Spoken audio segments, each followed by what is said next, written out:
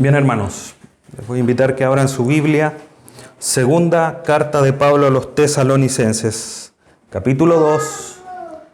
Segunda carta de Pablo a los Tesalonicenses, capítulo 2. Vamos a estar estudiando del versículo 6 al 12 el día de hoy. Continuamos en nuestro estudio de estas dos hermosas epístolas, la serie en espera de su inminente regreso. Segunda carta de Pablo a los Tesalonicenses, capítulo 2, versículos 6 al 12. Dice así la palabra de nuestro Dios. Y ahora vosotros sabéis lo que lo detiene, a fin de que a su debido tiempo se manifieste. Porque ya está en acción el misterio de la iniquidad, solo que hay quien al presente lo detiene hasta que él a su vez sea quitado de en medio. Y entonces se manifestará aquel inicuo, a quien el Señor matará con el espíritu de su boca y destruirá con el resplandor de su venida. Inicuo, cuyo advenimiento es por obra de Satanás, con gran poder y señales y prodigios mentirosos, y con todo engaño de iniquidad para los que se pierden, por cuanto no recibieron el amor de la verdad para ser salvos. Por esto Dios les envía un poder engañoso para que crean la mentira, a fin de que sean condenados todos los que no creyeron a la verdad, sino que se complacieron en la injusticia.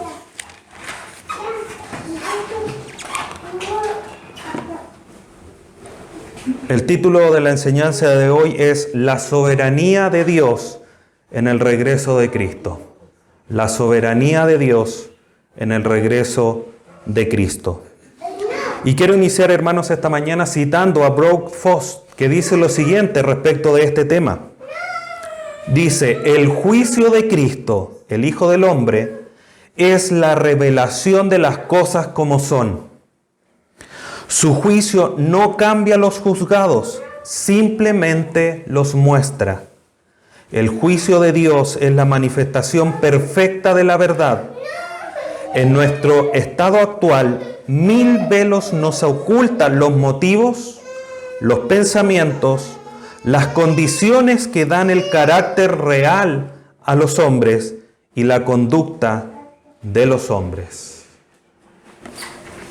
Es en el regreso de nuestro Señor Jesús, hermanos, donde todo va a ser puesto a la vista de Dios, incluso quizás de nosotros mismos, donde el juicio de Dios se va a manifestar de una manera soberana, pero no por eso injusta.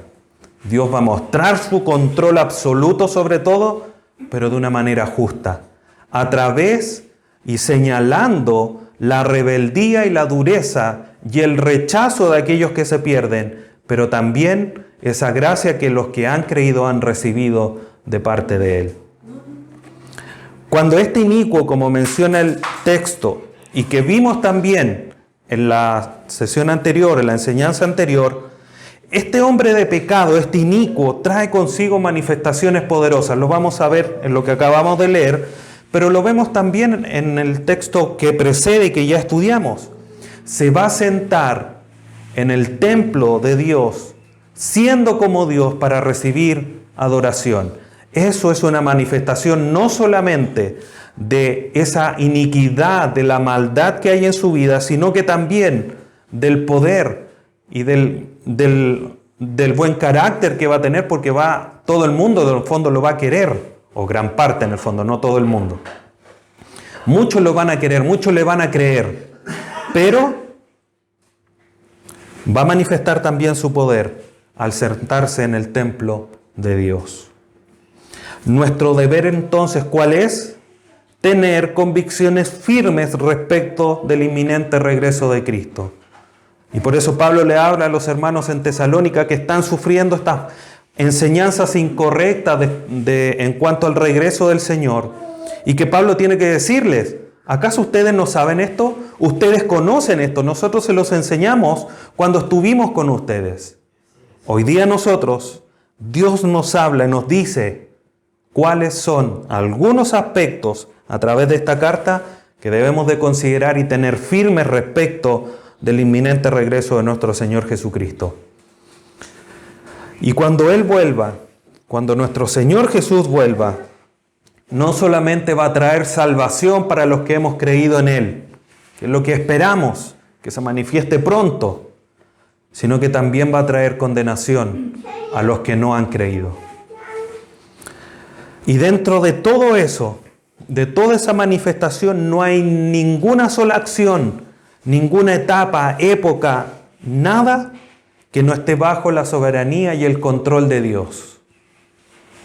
Y eso a nosotros, hermanos, nos tiene que traer una tranquilidad y una seguridad gigante, porque nada se escapa de las manos de nuestro Dios. Y esa soberanía se expresa con poder y justicia. Como le decía a los hermanos en Tesalónica, esa justa retribución. Ustedes los persiguen, los meten a la cárcel, quizás los matan, los injurian. Pero tranquilos, ellos van a recibir su justa retribución. Perdición y ustedes salvación, paz eterna con el Señor, eternidad abundante con Dios. Pero los que se pierden, sabemos cuál es su destino. Una vida completa de separación de Dios, con todo lo que eso significa. Intranquilidad, por nombrar algo.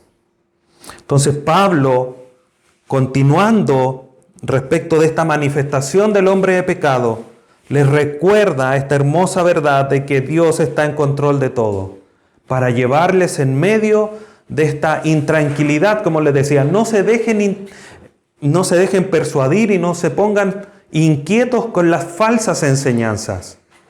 Dios está en control de todo y eso trae esperanza y tranquilidad a la vida de los creyentes. Vamos al versículo 6. Y ahora vosotros sabéis lo que lo detiene, a fin de que a su debido tiempo se manifieste. Hermanos, el plan satánico, y aunque suene fuerte finalmente cuando hablamos de satánico, como que un poco se nos paran los pelos, pero finalmente el plan justamente de Satanás es poner a este hombre de pecado, al anticristo, al inicuo, en el templo de Dios. Lo acabamos de ver la enseñanza anterior. Y ese es el plan. Eso es lo que Él quiere hacer. Va a levantarlo, le va a otorgar poder, se va a oponer a todo lo que sea, todo lo que esté relacionado y que tenga el nombre de Dios. Ese es el plan. Pero ese plan está siendo detenido. Ese plan está siendo parado para que se manifieste de una manera completa. Y de alguna manera Pablo, esto que le está diciendo, los hermanos ya lo sabían. Le dice, y ahora vosotros sabéis, antes de decírselo. Pues ustedes saben que algo está deteniendo, que este plan satánico de poner el anticristo en el templo de Dios está siendo detenido, está siendo obstaculizado para que solamente se manifieste en el momento preciso. Y esto ya nos manifiesta, hermanos, nos muestra que Dios está en control de todo. Porque no es un tiempo, para nosotros puede ser un tiempo desconocido, pero para Dios es un tiempo preciso que Él ha establecido. Vosotros sabéis lo que lo detiene, a fin de que a su debido tiempo, no antes y no después, a su debido tiempo se manifieste. Hay un poder mayor que está deteniendo el cronograma del maligno. ¿Qué pasa por tu mente? Eso que lo detiene, ya lo vamos a ir viendo, es mayor que Satanás. Y todos por un conocimiento casi lógico decimos que tiene que ser Dios o alguna persona, una acción, algo que Dios ha establecido. Solo Dios es más poderoso que Satanás. Y solamente cuando Dios determine que se ha cumplido el tiempo, se va a manifestar. Imagínense el poder que tiene esto que está deteniendo el cronograma del maligno, que lo está deteniendo desde la época de los tesalonicenses hasta nuestras fechas. Casi 2000 años deteniendo la manifestación del inicuo. No hay nada en este mundo que tenga esa capacidad de detener el cronograma de Satanás por tanto tiempo. Entonces solamente en el momento preciso se va a manifestar. El soberano Dios, nuestro soberano Dios, controla todo el flujo de los hechos. El cronograma divino es más poderoso que el cronograma satánico.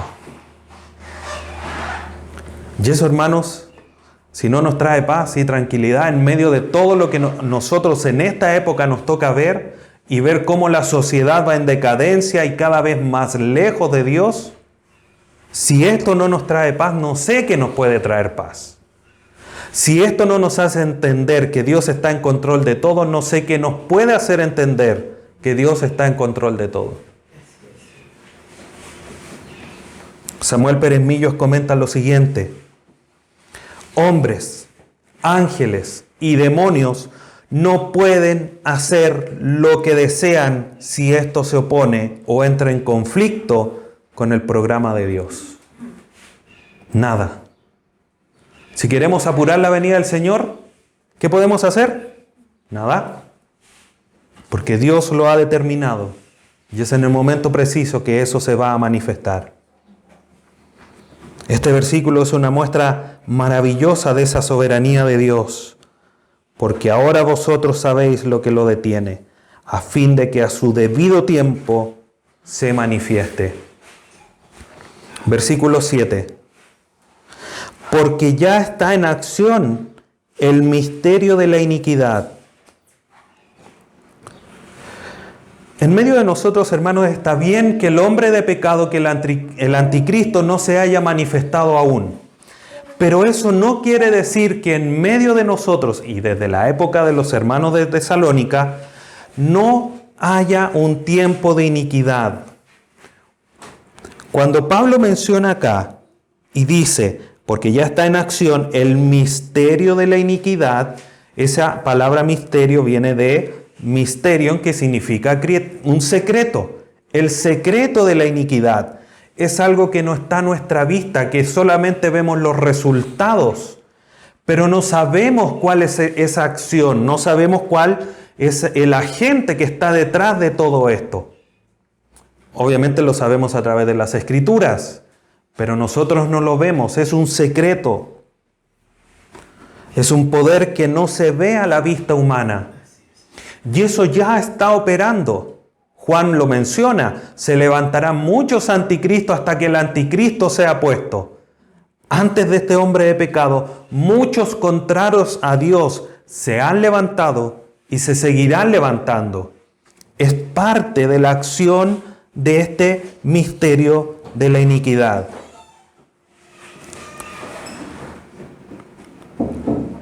La maldad de los seres espirituales que nos rodean y que se revelan sus acciones contrarias a Dios no es algo nuevo. No es que partió hace 2 o 3 días atrás, hace 1 año atrás. Viene del tiempo de los apóstoles. La primera carta de Juan, capítulo 4, versículo 3 dice: y todo espíritu que no confiesa que Jesucristo ha venido en carne, no es de Dios, y este es el espíritu del anticristo, el cual vosotros habéis oído que viene y que ahora ya está en el mundo, dice Juan, escribiendo casi 100 años después de nuestro Señor Jesucristo. Ya está en el mundo ese espíritu que se levanta en contra de lo que Jesucristo hizo en la cruz. Cuando habla de iniquidad, este misterio de iniquidad, habla de infracción, de infringir la ley, de ir en contra de lo que Dios ha establecido. Y esto ha ido en aumento Han habido etapas en la historia un poco mejores, un poco peores, pero vemos cómo finalmente siempre es un poco peor que la vez anterior. Hoy se va contrariamente en contra de la normativa que Dios ha establecido. Todas las sociedades van en esa dirección. Y a pesar de que muchos sean levantados, muchos se seguirán levantando. Primera carta de Juan 2:18 dice: hijitos, ya es el último tiempo. Y según vosotros oísteis que el anticristo viene, así ahora han surgido muchos anticristos. Por esto conocemos que es el último tiempo. Desde esa época hasta ahora, muchos se han levantado en contra de Dios, hasta tratando de preparar el camino para el anticristo propiamente tal. Continúa diciendo el versículo 7. Solo que hay quien al presente lo detiene, hasta que él a su vez sea quitado de en medio. Lo que lo detiene, lo que detiene la manifestación de este inicuo, también está presente en esta época, como ya lo decía. Ahora la pregunta es, ¿qué es lo que lo detiene? ¿Qué es lo que está estorbando, obviamente desde el punto de vista de Satanás, poder manifestar este cronograma que él tiene? Y es el mismo texto que nos ilumina respecto de tener una convicción más fuerte, porque lo que lo detiene no es un poder, no es una muralla, no es una barrera, no es una cosa finalmente, sino que es una persona. ¿Cómo sabemos que es una persona? Porque asimismo lo trata el texto. Dice, solo que hay quien, no hay algo, hay quien al presente lo detiene hasta que él, no algo, no una cosa, él. En este mismo pasaje vemos dos palabras, quién y él, para referirse a esto que lo detiene. Entonces nuestra conclusión tiene que ser, es una persona la que lo detiene. No es una cosa, no es una fuerza. Hay algunos que han dicho que es, por ejemplo, la iglesia la que lo detiene. Y eso es poco probable. ¿Por qué es poco probable? Porque la iglesia, como lo decía hace un momento, no ha estado 2000 años como una lumbrera, porque ha pasado periodos oscuros. Por ejemplo, lo previo a la Reforma, donde la iglesia lamentablemente perdió ese representante, porque se alejaron de la palabra de Dios. Por lo tanto, hay por lo menos un periodo en la historia donde la iglesia no puede haber tenido el poder para detenerlo.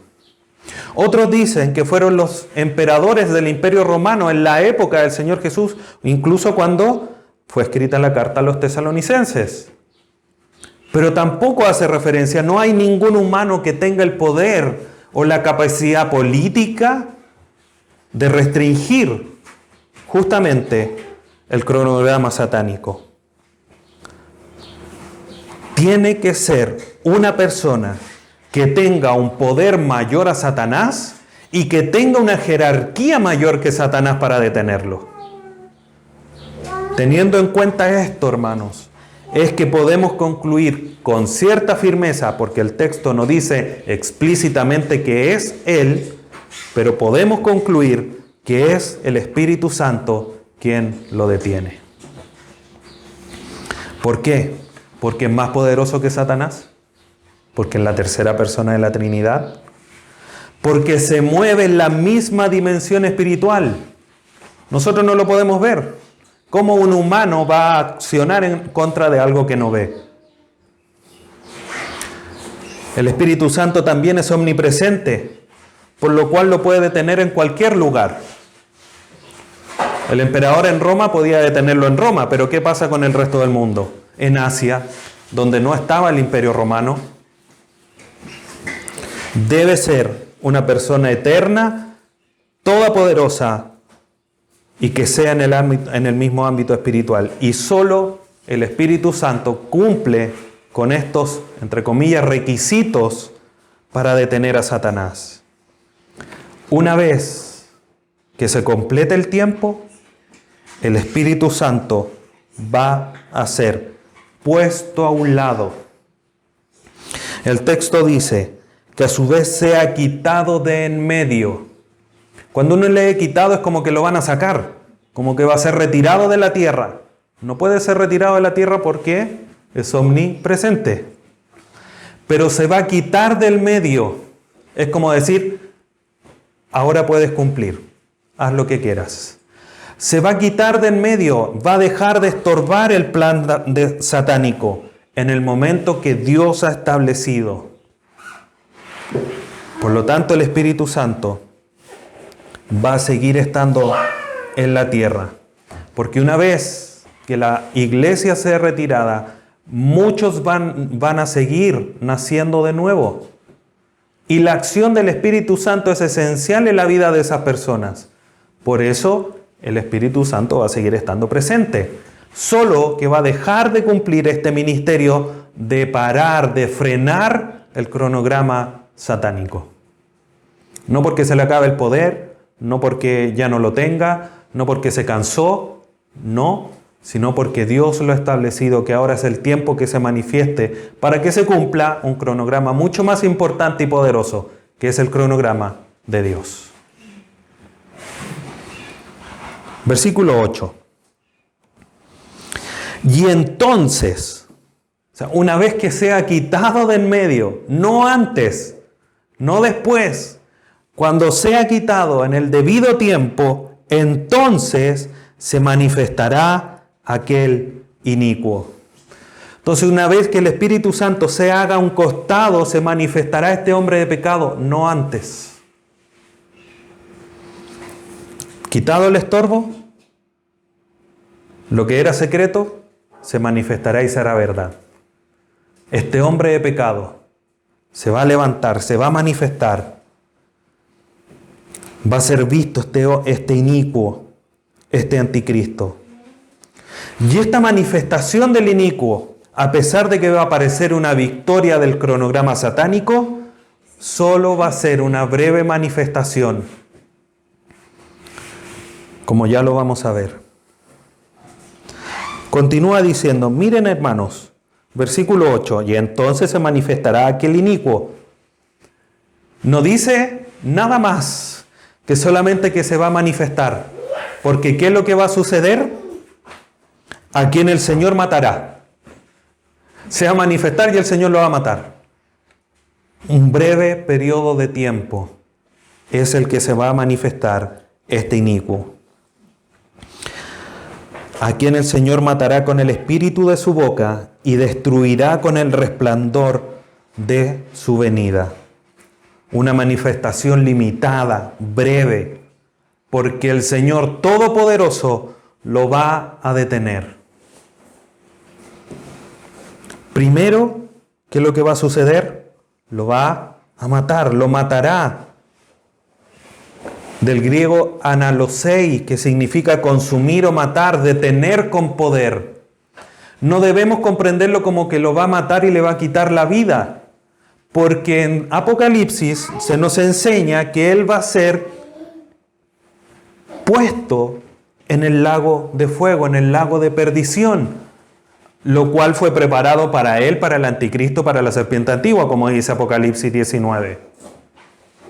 Por lo tanto, no es que le vaya a cesar la existencia al anticristo, sino que lo va a arrestar, lo va a quitar su poder, lo va a someter bajo el poder del Señor. Su destino final es estar lejos de la presencia de Dios de manera eterna. Como dice su palabra, es la muerte segunda, lo cual también los que no creen en Jesucristo van a llegar.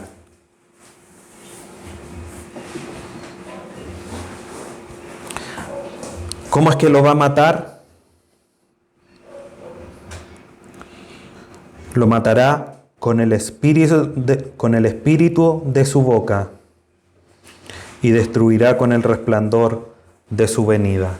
dos acciones que muestran la autoridad y el poder de Dios. Cuando se habla del espíritu de su boca, esto es una forma de actuación del juicio de Dios. Hay muchos pasajes, solamente déjenme leerle dos que manifiestan esto. Job 4:9 dice: perecen por el aliento de Dios, haciendo alusión a algo similar al espíritu de su boca. Perecen por el aliento de Dios y por el soplo de su ira son consumidos. Lo que habla de ese poder, de esa autoridad de Dios. Isaías 11:4, sino que juzgará con justicia a los pobres y arguirá con equidad por los mansos de la tierra, y herirá la tierra con la vara de su boca. Hermanos, no hay una batalla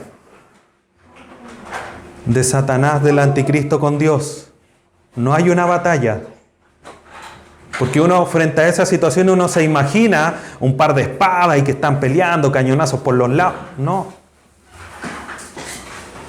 El Señor, no lo dice la Escritura así, pero para ponerle el ejemplo, el Señor se va a presentar delante del anticristo y le va a decir: detente.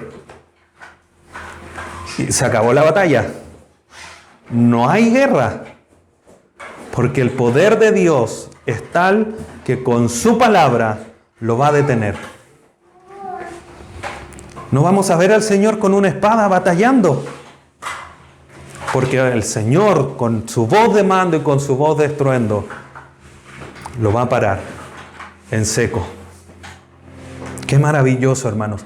Ese es nuestro Señor Jesús, el que nos rescató, el que dio su vida por nosotros. Sin lugar a duda, esta es una manifestación de todo el poder que Él tiene. Pero además, no solamente con el espíritu de su boca, sino que también con el resplandor de su venida. A lo que nos toca conducir, y de repente vamos por un camino rural en la noche, nos falta el simpático que viene con las luces altas de frente. Y los que manejamos quedamos así, porque no podemos ver. El resplandor de la luz es tan fuerte que no podemos ver más allá. Y muchas veces tenemos que bajar la velocidad para poder no encontrarnos con una sorpresa al otro lado cuando ya el vehículo pase.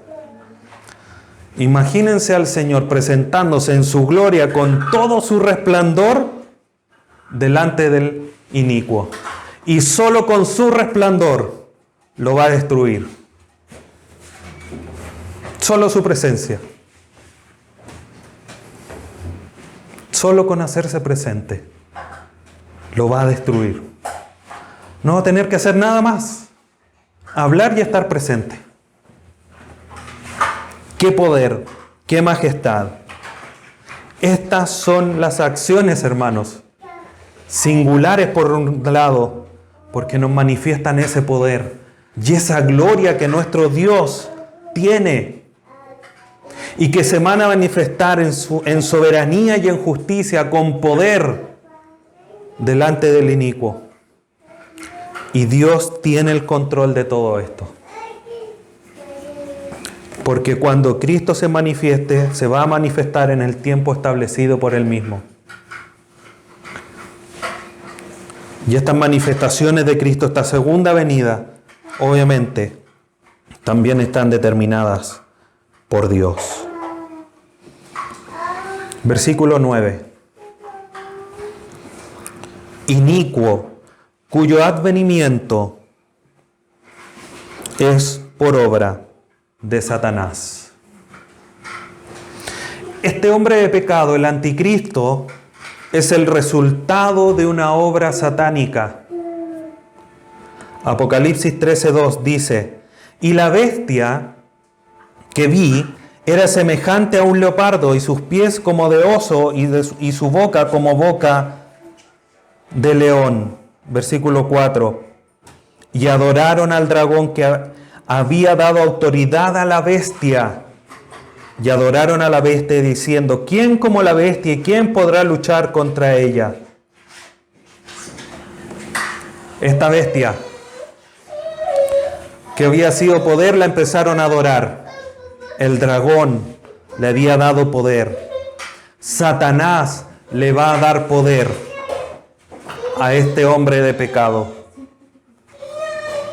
Y esto, hermanos, es una copia. Satanás lo único que va a hacer es tratar de copiar lo que Dios hizo con el Señor Jesús. Hechos 10:38. Como Dios ungió con el Espíritu Santo y con poder a Jesús de Nazaret, y como éste anduvo haciendo bienes y sanando a todos los oprimidos por el diablo, porque Dios estaba con él. Mateo 28:18. Y Jesús se acercó y les habló diciendo: toda potestad me es dada en el cielo y en la tierra. La bestia, el anticristo, se va a levantar porque Satanás le va a dar poder. Una obra satánica. El punto es que el poder de Satanás es limitado e ínfimo en comparación al poder de Dios Padre. El guerrero más poderoso que Satanás tiene ya fue vencido por nuestro Señor Jesús en la cruz, que era la muerte. No tiene otro. Ese es el símil, es el ejemplo de la historia de David y Goliat. David no somos nosotros peleando contra nuestros gigantes, nuestros pecados. David es una imagen del Señor Jesús peleando con el oponente más grande que tenía el enemigo, que la ilustración es Goliat, pero que espiritualmente es la muerte. Y lo derribó con un solo golpe.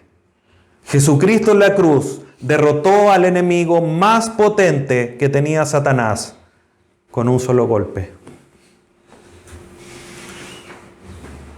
Por lo tanto, el poder de Satanás, aunque pueda levantar un anticristo que vaya a engañar a muchos, no se compara con el poder de Dios, que solamente con su voz y con su presencia lo va a detener.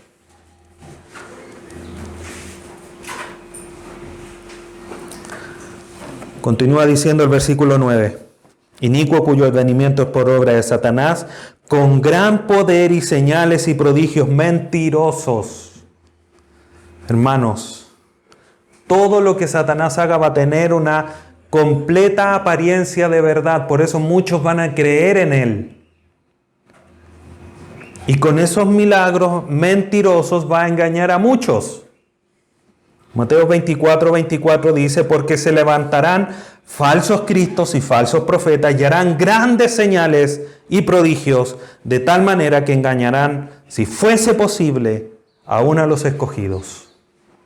No que los va a engañar, si fuese posible.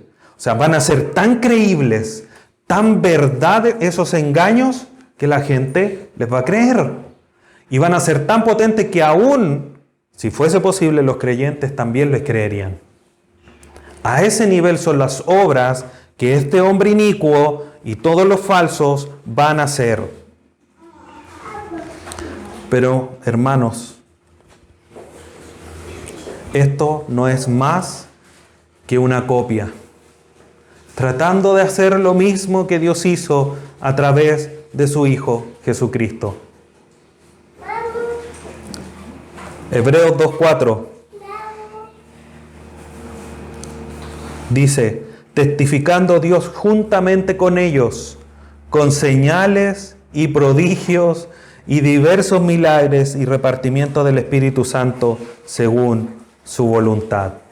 Estas mismas acciones que hizo a través de los profetas lo hizo con el Señor Jesús.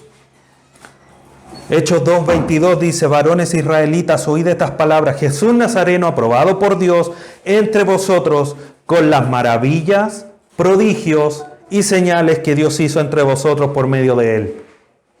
¿Qué va a hacer Satanás a través del inicuo? Señales, prodigios y milagros. Jesucristo lo hizo para salvar, para manifestar quién él era. Satanás lo va a hacer para engañar, con el propósito de tratar de vencer al Señor Jesús. Los que no estén firmemente convencidos de la fe en el Señor Jesús van a ser engañados, poniéndole atención al anticristo. Hermanos, ¿cómo está tu fe? Pablo dice, examinaos si estáis en la fe. No porque dependa de nosotros, sino que realmente has depositado tu fe en el Señor Jesús. O cuando aparezcan estos milagros, estas señales, estos prodigios que harán estos falsos, ¿vas a creer a lo que ellos hacen? ¿O te vas a mantener firme como lo veíamos la vez anterior? Hermanos, no se dejen guiar por cualquier doctrina. Arráiguense en la verdad.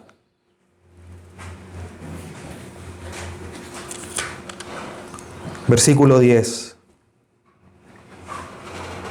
Y con todo engaño de iniquidad para los que se pierden, por cuanto no recibieron el amor de la verdad para ser salvos. Hermanos, para aquellos que no son de la verdad de Cristo, los engaños van a ser algo natural. Los van a creer, sin lugar a duda. Porque siguen la corriente justamente engañosa de este mundo.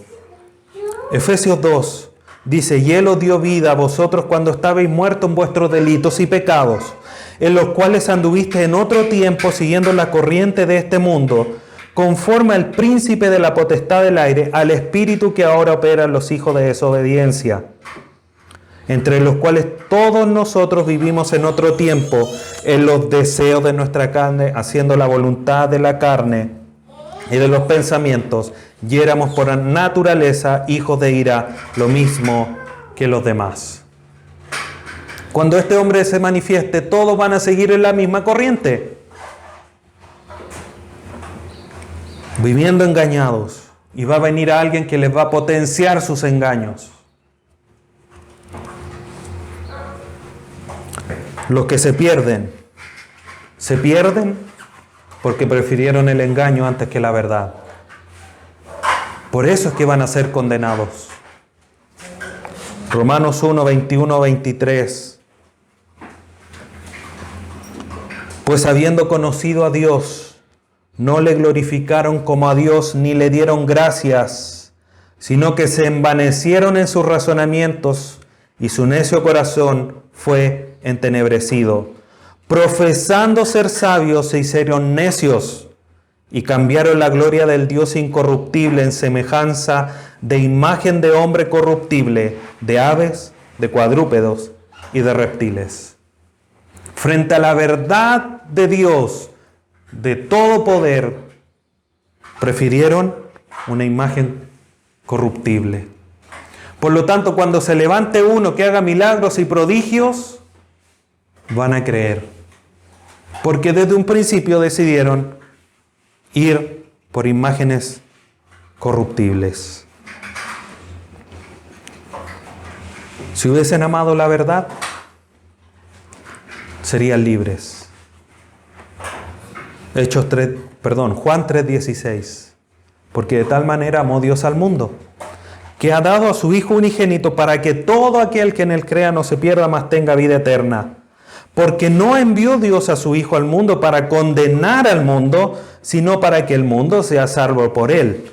El que en él cree no es condenado, pero el que no cree ya ha sido condenado, porque no ha creído en el nombre del unigénito Hijo de Dios.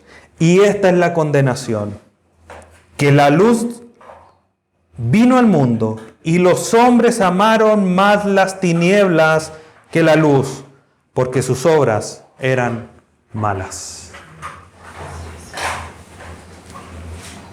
Por lo tanto, este hombre se va a manifestar solamente y van a creer porque desde un principio no han creído a la verdad. Con todo engaño de iniquidad para los que se pierden, por cuanto no recibieron el amor de la verdad para ser salvos. Versículo 11. Por esto Dios, por esta razón, ¿cuál razón? Que no amaron la verdad.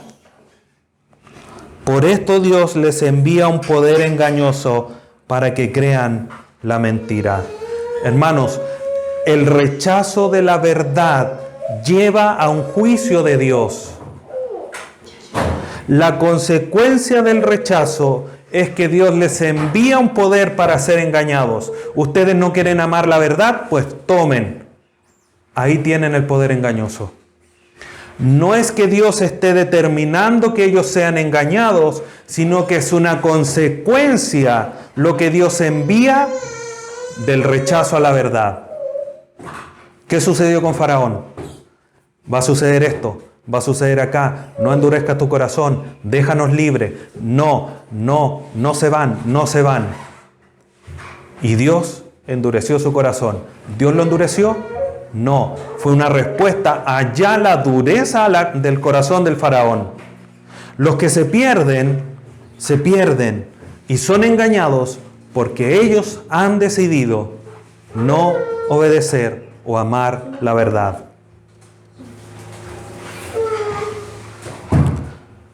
Y Dios, cuando dice aquí, por esto Dios les envía, la palabra griega pempsei significa permite. Dios permite un espíritu de mentira. No es que Dios lo envíe. ¿Por qué Dios no lo envía? Santiago 1:13 dice, cuando alguno es tentado, no diga que es tentado de parte de Dios, porque Dios no puede ser tentado por el mal, ni Él tienta a nadie. Dios no va a mandar un espíritu para que engañe a la gente. Él lo va a permitir.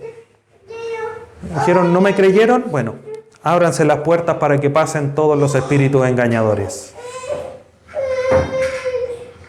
El resultado del juicio de Dios finalmente es que ellos van a creer y van a seguir la línea de tomar la mentira como verdad. Por eso Dios es que envía un poder engañoso para que crean la mentira que ellos tanto han seguido. Samuel Peremillo comenta, dice, rebeldes para creer la verdad de salvación, creerán la mentira que les conduce a condenación. Versículo 12. A fin, ¿por qué Dios les va a enviar, va a permitir este espíritu engañoso? A fin de que sean condenados todos los que no creyeron a la verdad, sino que se complacieron en la injusticia. El propósito final, hermanos, es el juicio final debido al rechazo de Dios y su verdad. No es porque Dios lo haya determinado antes, es porque Dios responde al rechazo del hombre. Por eso van a perdición.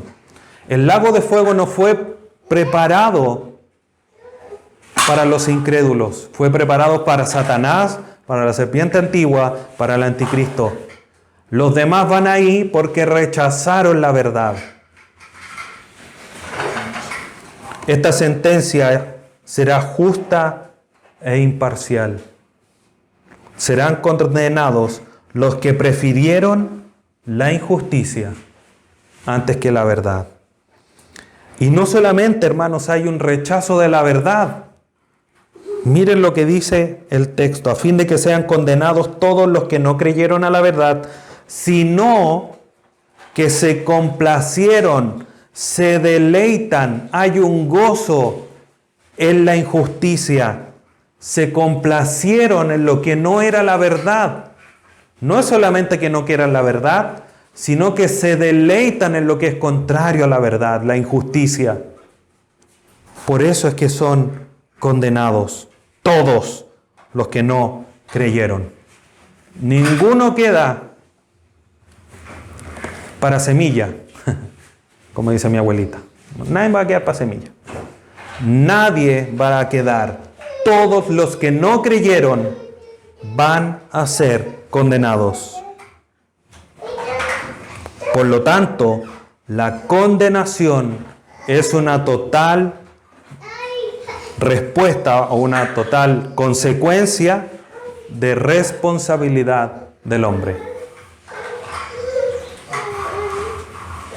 Y esto, hermanos, es una manifestación, sin lugar a duda, de la soberanía de Dios. El inicuo se va a presentar en el momento que Dios ha determinado. Que Dios de una manera permita este espíritu de engaño, también es una manifestación del que lo controla todo. Entonces, para ir concluyendo, ¿qué aprendemos de esto, queridos hermanos? Primero, que hay un Dios soberano que controla todo. Para nosotros los creyentes, esperanza, tranquilidad, paz en nuestros corazones, independiente de lo que pase, Dios está en control de todo.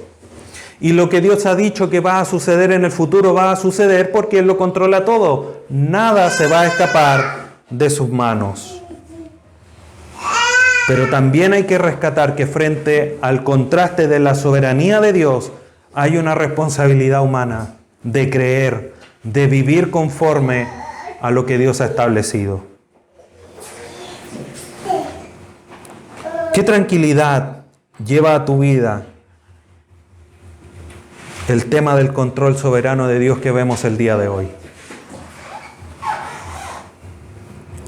Pero también, hermano, no solamente mirarlo desde nuestro punto de vista de cómo afecta a nosotros nuestra paz, nuestra tranquilidad, sino que también ver que hay muchos que no están creyendo.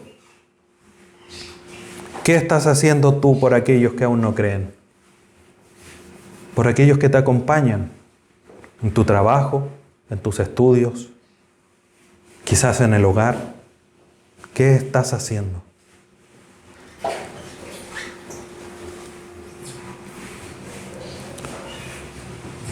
Y quizás una pregunta aún más personal.